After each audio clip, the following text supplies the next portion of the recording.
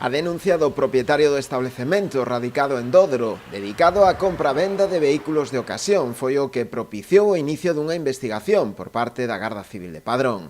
Ao parecer recibira a queixa dun cliente que dicía que o prezo de venda do vehículo que acababa de mercar non se correspondía coa cantidade fixada. As pescudas realizadas polos axentes confirmaron as sospeitas do dono do concesionario contra o seu traballador, que supostamente aumentaba o prezo de venda dos vehículos aos clientes sen o seu consentimento, quedándose coa diferenza.